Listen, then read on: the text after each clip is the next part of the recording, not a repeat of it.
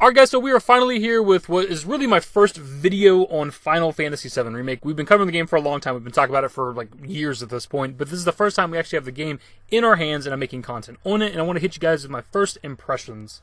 Now before we hop into it, as for spoilers, I don't really know that I'm going to be talking about spoilers. My videos are unscripted, I do have some notes and things I want to discuss, but we're just kind of talking off the top of the head right here. So other than the gameplay in the background, if you've not got to this part of the game, or if you just haven't received your copy of the game yet, I know some people were saying that Amazon had delivery dates of like April 14th, which really sucks. So I guess mild spoiler warning, you shouldn't really be watching like a first impressions or a review video if you've just not played the game yet. So as for the gameplay, where I'm at right now, I'm in Chapter 7. I've put about 10 hours into the game. Chapter 7 is where you go to the Sector 5 reactor where we fight Airbuster. So even, really when you think about it, this isn't even like spoiler necessarily because this gameplay's been out there for a while anyways. So what are my thoughts on the game?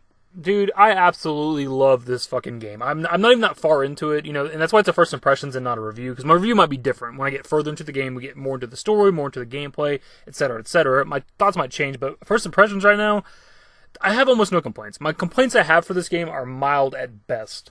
Is the game linear? Yeah, pretty much, but you can explore. There is exploration. There's stuff that you can miss, like summon material, like the ChocoMog material that you find within this whole section of the game right here. Like, you don't have to get that. You can absolutely miss ChocoMog. So you are absolutely rewarded for exploring the areas that you're in. I've gone off the beaten path and found materia and things like that. I don't know if this stuff is entirely missable. I don't know if you can come back here at later points in the game or not. I have no idea. And while the areas that you explore are somewhat linear, they're not open world maps by any means, they're big. Like the Sector 7 slums where, everybody, the Avalanche, 7th Heaven Bar, all that stuff, that's a pretty big area, dude. There's so much to that wasn't in the original game. There's so much area to explore. Some of the other complaints, if you want to call them that I have, again, these are mild. There's texture issues. Sometimes you'll get up to close to an object and it's texture's not all the way loaded. It looks like PlayStation 1 graphics and then it'll load in. Or if you get too close to an object, it just doesn't look good in general. Now, obviously, a majority of the game looks great, but just sometimes you see this stuff, and it's a bit weird because, the visuals of the game is one of the driving points. If you read some of the interviews, the whole point of it being Midgar only is so they can make the game look as good as it possibly can without sacrificing the visuals or the story or the gameplay. But then you have stuff like this. And I'm just wondering if part of that isn't because they didn't do a day one patch, which I find a bit odd. I know it's already a big download for everybody, but, I mean, every game has a day one patch, doesn't it? I just find it odd that this one didn't.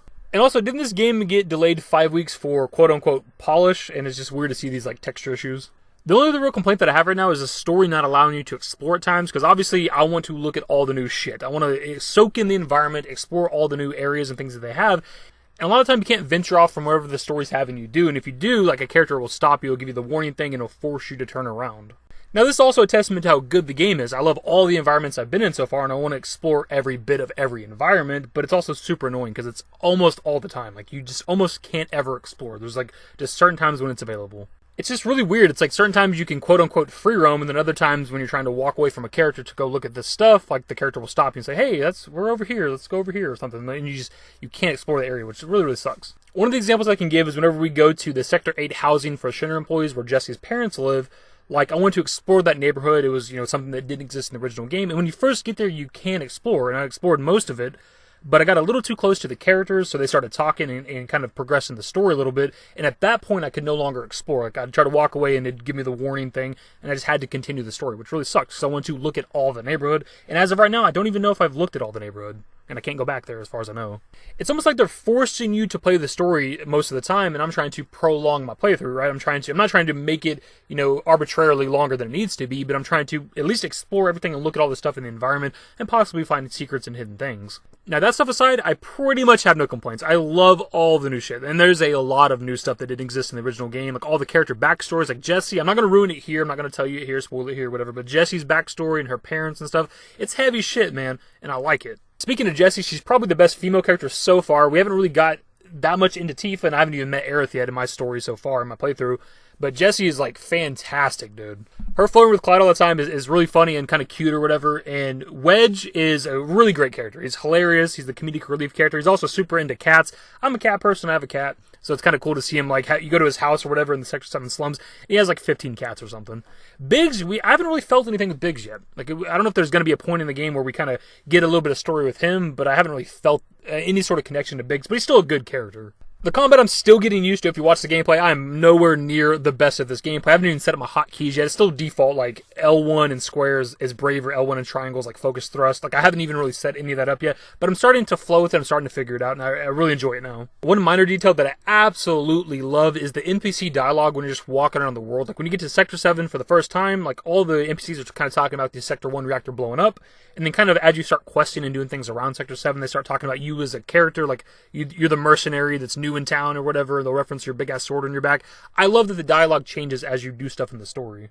Another small detail that I like is the references to like the rest of the world within Final Fantasy VII. So like for example, Jessie's backstory, she's like a dancer for a gold saucer or something like that. So that's a reference to a location, you know, within the world. When you get to the Sector 7 slums, you get a drink from Tifa. The house special is called the Cosmo Canyon. Obviously, that's where Red 13's from. And then a lot of characters around the world will be talking about Wu-Tai and stuff like that. I just like that. I like even though the game's Midgar only, and that sucks for a lot of people wanted a bigger game, it doesn't really feel like that because they're talking about other places. Like, while this game is isolated to Midgar, you know that there's a bigger world out there that we're going to get to eventually. I think that's where we're going to sort of wrap up the video. I don't want to, like, break it down too much, because then it's pretty much a review, and I'm trying to just give you my first impressions. As of right now, other than a couple of the mild complaints that I mentioned, it's overwhelmingly positive. There's almost nothing I don't like about this game, and it is well worth the wait so far. And I hope the rest of my playthrough is just as positive. I hope to review this game sometime in the future for you guys, and I'm this positive about it by the end of the game. Like, I love it just as much as I do now. So, of course, I want to pass off to you guys, whether you finished your playthrough of the game, whether you're still in the middle of playing it, whether you haven't received your copy yet and you've just been watching some Let's Plays, or whatever the case, what are your thoughts on Final Fantasy VII Remake so far, now that it's officially launched? The little bit of feedback I've seen on social media, I've steered clear of it because I'm just trying to play through it and enjoy my game, has been overwhelmingly positive as well. Like, the people I know that are like good, hardcore fans of Final Fantasy VII have just been blown away by the remake. That's great. I'm happy for that. Either way, my dudes, that's the video. Hopefully you enjoyed. If you did, give it a thumbs up. Subscribe to the channel if you guys aren't new and want to update more Final Fantasy VII Remake content. Turn on my notifications. Follow me on Twitter at @dashingdavid, at my Discord. Links to my social networks are in the description and in the outro. Later, guys.